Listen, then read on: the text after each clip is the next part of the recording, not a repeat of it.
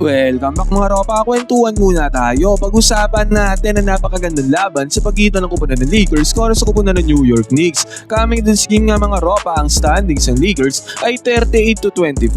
Pang-anim pa rin sila sa Western Conference mga ropa, dikitan sila ng Denver Nuggets na 39-25 ang standings. Ang goal ng Lakers ngayon mga ropa ay lumayo sila sa kupunan ng Phoenix Suns na 36-27 na standings. Dapat hindi sila pumasok sa play-in mga ropa kasi pag naging pang 7 spot sila ay pasok sila sa play-in. Samantalang ang New York Knicks naman mga ropa ay malakas na team to sa Eastern Conference. 41-23 ang standings ito. At sure ball mga ropa na papasok na to sa playoffs. Ngayon mga ropa, dito sa game na to, if ever na manalo sila ay magiging pang 5 seed na ang kupunan ng Los Angeles Lakers. Mauunahan na nila ang kupunan ng Denver Nuggets. At dito nga din sa game na to mga ropa, wala si LeBron James. Biglang nagka-arthritis si LeBron mga ropa, nagwa-warm up na siya before this game pero hindi siya nakapaglaro biglaan. Pero hindi naman naging sagabal yun mga ropa para kunin ng Lakers ang panalo kontra sa kupunan ng New York Knicks. Actually mga ropa, sobrang gandang performance nga ang ginawa dito ng kupunan ng Los Angeles Lakers. Mainly mga ropa si Austin Reeves at Luka Doncic na binuhat ang team ng Lakers para sa panalo. At gumana rin mga shooters dito ng Lakers mga ropa, Rui Hachimura at Luke Kennard. Ngayon mga ropa, dito sa video na to,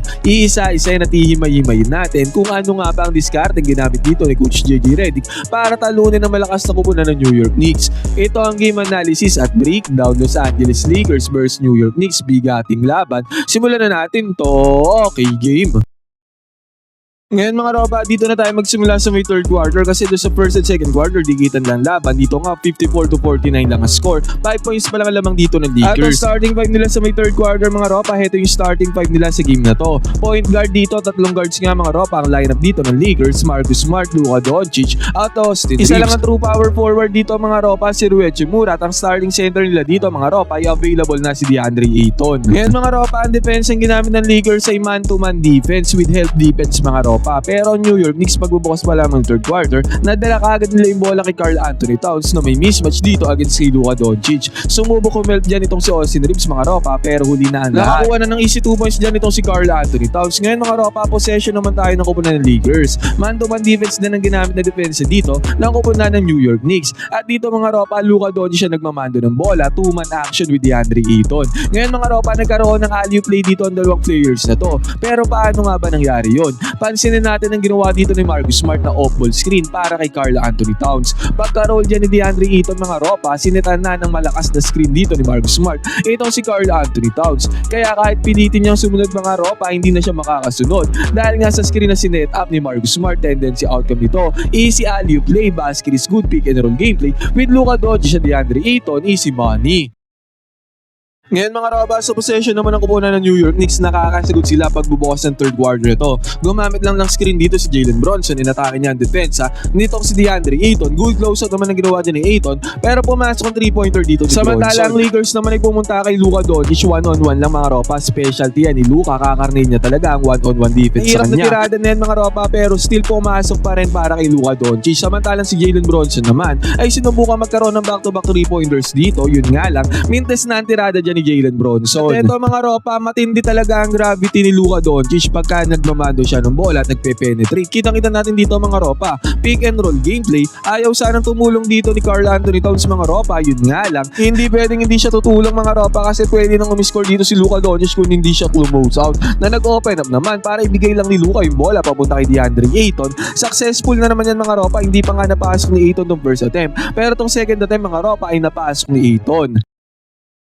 At sumasagot pa nga rin ang kupunan ng New York Knicks mga ropa, ang gandang turnaround spin ang ginawa dito ni Karl Anthony Towns. Sabay perimeter jumper, panis dyan si DeAndre Ayton. 60-56 pa rin ang score mga ropa, dikitan pa din ang laban, hindi pa natatambakan ng Lakers dito ang kupunan ng New York Knicks. Ngayon mga ropa, napakagandang setup play ang ginawa dito ng Lakers. Austin Reeves sa may hawak ng bola, Luka Doncic nag-show dito sa may kita natin itong off-ball screen na prinubay dito ng DeAndre Ayton mga ropa, pinipilit close out dyan ni OG Anunoby kay Luka pero hindi niya magawa dahil nga sa off-ball screen na sinet dyan ni DeAndre Ayton.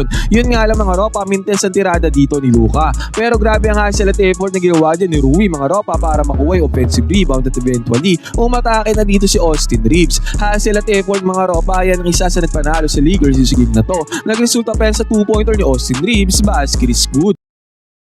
At eto mga ropa, possession ulit ng kupunan ng Lakers, binigay nila ang bola kay Luka. Tingnan natin, multiple screens na binigay dyan kay Luka mga ropa, pero hindi siya gumalaw. Ang ginawa niya mga ropa, tinirahan niya harap-harapan, contested 3-pointer mga ropa ang ginawa dyan ni Luka Doncic. Kaya nga kasing gumawa ng sariling tira mga ropa, kaya hindi na kailangan ng play ni Luka. Pumasok naman ng 3-pointer dito ni Luka Doncic. 15 out of 44 ang Lakers sa may 3-point area mga ropa, compared sa 8 out of 34 ng kupunan ng New York Knicks. Lumamang sila sa may long range ba mga ropa din sa game na to. Isa yun sa main factor kung bakit nanalo ang Lakers. At ito na nga mga ropa, sumubok bumawi dito si Karl Anthony Towns, pero kitang-kita natin tapos ang tirada niya sa may 3-point area. Sumubok pumas break dito ang kupunan ng New York Knicks, pero nakuha ni Austin Reeves dito yung bola, at pagbababa niya ng bola mga ropa, automatic nga seseta na siya ng screen dito ni Ayton.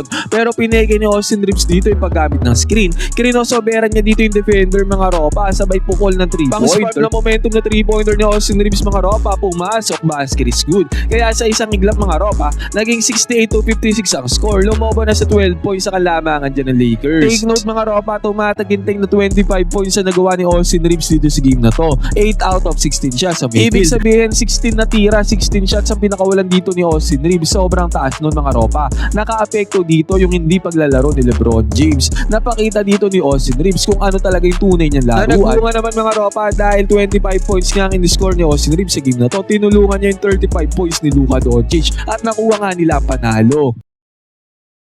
Nakasagot naman ng 3-pointer dito ang kupunan ng New York Knicks mga ropa. Landry Shamet na nakapukul at nakapasok ng 3-pointer, at after nyan, si Josh Hart nakakuha pa ng 2 points dito. Nagkaroon ng 5-point swing ang kupunan ng New York Knicks. Ngayon mga ropa, Luka ulit ang nagmamando ng bola dito sa may ibabaw, at napakagandang play ulit ang sinet up dito ng kupunan ng Lakers. Nagset ulit ng screens ni DeAndre Ayton sa may ibabaw mga ropa, at sa penetration dito ni Luka. Talagang na-attract niya yung mga defenders mga ropa. Yan ang kahalaga ng isang Luka Doncic bilang isang ball handler. Pag nagpe-penetrate siya ay hindi pwedeng hindi magre-react sa kanya yung mga defenders, kasi kayang-kaya nitong umiscore pag hindi haharang yung mga defenders. Ngayon mga ropa, na-swing niya yung bola papunta kay Marcus Smart. Actually open na nga dito si Marcus Smart, may enough space na mga ropa, pero mas pinili niyang ipasa yung bola kay Rui Hachimura, na reasonable naman mga ropa dahil si Rui Hachimura ay pang-5 sa buong NBA sa field goal efficiency pagdating sa may 3-point area. At hindi naman nagsisi dito si Marcus Smart mga ropa, dahil pumasok nga ang 3-pointer dito ni Rui. 3 out of 8 si Rui sa may 3-point area dito sa game na to mga ropa. 13 points ang kanyang tinala. Okay lang na ipasa kay Rui. At eto pa mga ropa, Austin Reeves na nagmamando ng bola dito. Palitan nga sila ni Luka Doncic sa paghawak at pagmamando ng bola. Good penetration din na nagagawa ni Austin Reeves mga ropa, kasi yan din yung strength ni Austin Reeves. Just like Luka Doncic mga ropa, hindi pwedeng hindi mag-rotate ang depensa sa kanya, kasi kayang-kaya niyang umiscore. Kaya na-attack niya yung mga defenders katulad nito. At binigay ulit ni Austin Reeves yung bola kay Rui Hachimura. Again, another good decision na naman mga ropa. Pero this time mga ropa, nagmindes ang tirada dito nitong si Rui Hachimura. Basket is not good. Pero good decision pa rin yun mga ropa na ipasa yung bola sa mainit ang kamay at sa shooter sa may 3-point area. Sumubok nga bumawi ng 3-pointer dito ang kupunan ng New York Knicks mga ropa, pero mintes maalat nga sila sa may 3-point area, at pinasok na nga din pala dito ni Coach JJ Redick ang isa pang shooter nila na si Luke Kennard. Bale dalawa na ang shooters dito mga ropa, Luke Kennard at Rui Hachimura. Nilabas dyan si Marcus Smart. At napakagandang atake nga ang ginawa dito ni Luka mga ropa, dahil nag-gain sila ng momentum. Na-foul siya dito mga ropa. Napakaganda ng pangyayari na yan para dagdagan pa lalo ang momentum at kalamangan ng Lakers at eventually lumobo na sa 13 points sa tambakol dito ng kupunan ng New York Knicks sa isang iglap. Nag-turnover nga dito si Luka mga ropa, pero good defensive play din ang kanyang ginawa. Nakakuha siya ng charging foul dito para makuha ulit ng Lakers sa possession. At sa possession na to mga ropa, heto na yung sinasabi ko. Hindi pwedeng iwanan ng kupunan ng New York na hindi sila magbibigay ng tao kay Luka Doncic. Katulad nga nito mga ropa, halos dalawang players na ang umabol dyan kay Luka, pero nakalusot pa rin mga ropa. Ganyan kalupit, kadelikado si Luka Doncic pag nagagamit ng tama. At may sabulusok talaga yung si Luka Doncic mga ropa, bigla-bigla na lang pumupukol sa may 3-pointer. Kung pumasok sana talaga celebration, yun nga lang nagmintes, kaya hindi magse-celebrate. Pero sa pagkakataon na to mga ropa, another mintes na naman ang ginawa dito ng kupunan ng New York Knicks. At eto mga ropa, maubusan na ng 24-second shot clock dito itong si Marcus Smart, kaya pinukol niya na ang 3-pointer.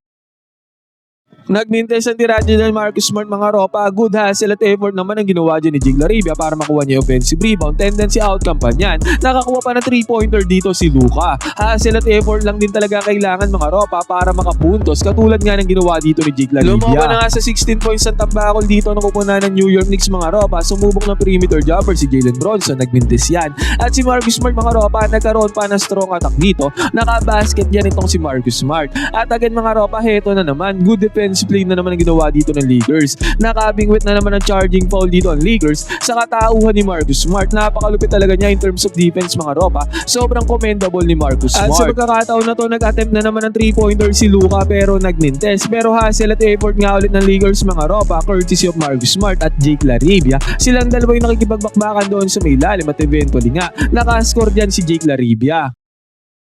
Pinasok dito ni Coach Mike itong si Jordan Clarkson mga ropa, magic bunot sana. Pero nakascore naman niya si Jordan Clarkson, magandang decision naman. Pero natapos ang third quarter na to mga ropa, 88-69 ang score. Lumobo na sa 19 points sa kalamangan ng Lakers. Nadomina talaga ng Lakers yung third quarter na yun mga ropa dahil sa kanilang hustle at effort at kanilang 3-point shooting. Natambakan ng kupunan ng New York Knicks. At ito mga ropa, pagbubukas ng fourth quarter na to, nagkaroon ng run dito ang kupunan ng New York. Jalen Bronson pinangunahan ng run na yan mga ropa. Pero binasag kaagad yan yung Austin Reeves. Kasi mga ropa, nagka-momentum na sa first 3 quarters kaya mainit na din talaga to mga ropa. Iniwanan niya lang dito ang depensa. Itong si Jordan Clarkson, pumasok na kaagad ang kanyang 3-pointer. At sa play na to, nagmando ng bola si Austin Reeves. Sinabi ko nga sa inyo, mahirap na hindi babatuhan ng depensa yan. Kaya na-attract ni Austin Reeves dito yung depensa ng kupunan ng New York Knicks. Sabay bigay niya lang ng bola papunta kay Luke Kennard. Open 3-pointer mga ropa, tinake naman kaagad ni Luke ang 3-pointer. Sayang nga lang mga ropa, nagmintes. Pero sobrang commendable niyan mga ropa kahit magmintes yan dahil 3 out of 7 si Luke Kennard sa may 3-point area.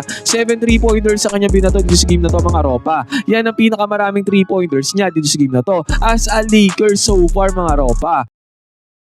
Ibig sabihin na bibigyan na ng open looks ng Lakers itong si Luke Kennard. Nagkakaroon na talaga siya ng mga tira sa may 3-pointer. Sobrang lalaking bagay nun dahil si Luke Kennard nga ang pinaka-shooter ngayon sa NBA. Naging firepower of the bench nga si Jordan Clarkson mga ropa. Nagkaroon ng run dyan ng kubunan ng New York Knicks at nababa pa nilang kalamangan sa 13 points na lamang. Pero ito nga yung sinasabi ko mga ropa sa pagmamando dito ng bola ni Austin Reeves. Ito mga ropa, na-attract niya ulit yung mga defenders at bigay niya lang ng bola dito kay Luke Kennard. Ayan na nga ulit mga ropa, nahanap ulit nila si Luke Kennard. Kung yung kanina mga ropa hindi pumasok, same play lang din to mga ropa. Pero this time mga ropa, pumasok ang tirada dyan ni Luke Kennard. At sobrang importanteng tira niyan mga ropa dahil yan na ang nagselyado sa panalo ng kupunan ng Los Angeles Lakers sa game na to. Dahil 1 minuto na lang din natitira sa game. Pasok nga dito ni Luke Kennard yung hinahanap-hanap na 3-pointer ng Lakers, making the right play by Austin Reeves at Luke Kennard. At eventually nga na nakuha ng Lakers ang panalo dito, 110-97 natapos ang score. Ano masasabi nyo sa napakalakas na performance dito ng Lakers? No LBJ, no problem mga ropa. Nalaro ni Austin Reeves yung kanilaruan. Na-fit nila ang mga shooters mga ropa. Pwede kayo mag-comment nyo. So, ba, ipin nyo on, magkwentuhan tayo.